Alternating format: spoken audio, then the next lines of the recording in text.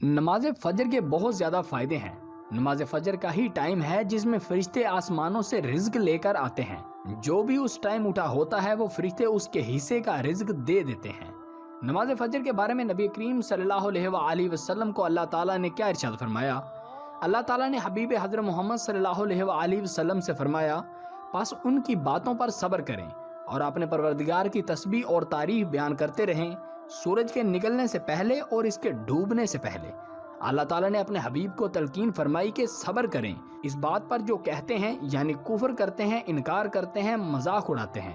ان کی ان بےہودہ باتوں کی وجہ سے آپ کے سینے میں تنگی پیدا نہ ہو، نہ آپ کا دل کسی حسرت کا شکار ہو، بس آپ اپنے رب کی طرف متوجہ رہیں۔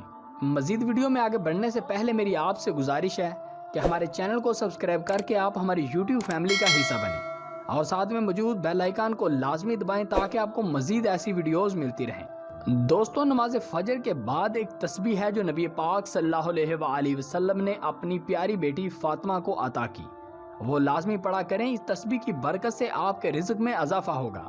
نماز فجر کی اس لحاظ سے بڑی اہمیت ہے کہ نبی کریم صلی اللہ علیہ وآلہ وسلم نے اللہ رب العزت سے اپنی امت کے لیے صبح کے وقت میں برکت عطا کرنے کی دعا فرمائی ہے۔ اے اللہ، میری امت کے صبح کے وقت میں برکت ڈال دے۔ اس دعا کے نتیجے میں جو شخص اپنے دن کا آغاز فجر نماز سے کرے گا، یقیناً اس کے ہر کام میں اللہ کی طرف سے برکت کی قوی امید ہے۔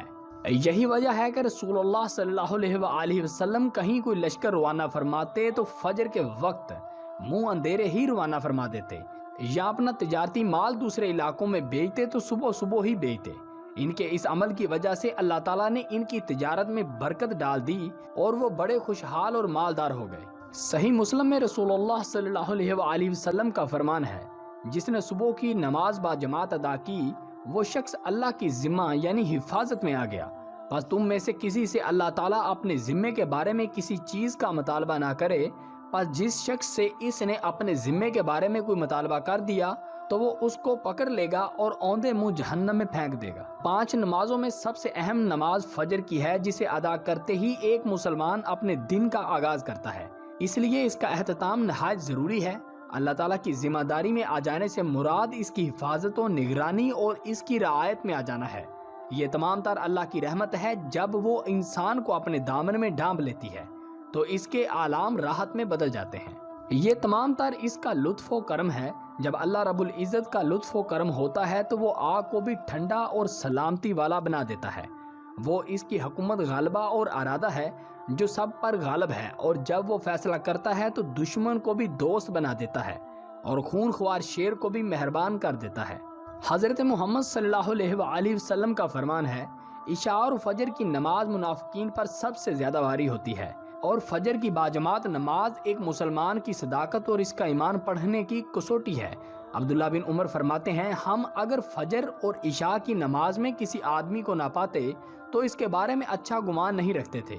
اس کی یہ وجہ ہے کہ دوسری نمازوں کے اوقات میں آدمی بیدار ہوتا ہے، اس لیے دیگر نمازوں کا پڑھنا دشوار نہیں ہوتا، لیکن فجر اور عشاء کی باجماعت نماز کا اہتمام صرف مومن ہی کرتا ہے جس کی خیر و بلائی کی امید کی جاتی ہے۔ یہ بہت تعجب خیز اور ملال انگیز صورتحال ہے کہ مساجد میں فجر کے وقت بہت کم لوگ ہوتے ہیں، ان میں بھی زیادہ تر جھکی ہوئی کمر والے بھورے لوگ ہوتے ہیں، نوجوان کھال کھال ہی دکھائی دیتے ہیں۔ جو لوگ فجر کے وقت بڑی غفلت اور غلبے کی نیند سوتے ہیں، یوں وہ نماز فجر جیسی عظیم عالیشان دولت سے محروم ہو جاتے ہیں۔ اگر مساجد بول سکتی تو لوگ ان کی اپنے رب کے حضور شکایت اور آوازاری ضرور سنتے۔ اچھی بات کو شیئر کرنا صدقہ جاریہ ہے، آپ کا ایک شیئر کسی کے لیے ہدایت کا سبب بن سکتا ہے، لہٰذا اس ویڈیو کو شیئر کرنے کے ساتھ ساتھ چینل کو بھی سبسکرائب کر لیجئے گا تاکہ آپ کو آئندہ بھی ایسے ہی دینی علم ملتے رہیں۔ اب اپنے ہوسٹ علی عباس کو دیجیے اجازت، اگر سانسوں نے وفا کی تو اگلی ویڈیو میں ضرور حاضر ہوں گا۔ دعاؤں میں یاد رکھیے گا۔ اللہ حافظ۔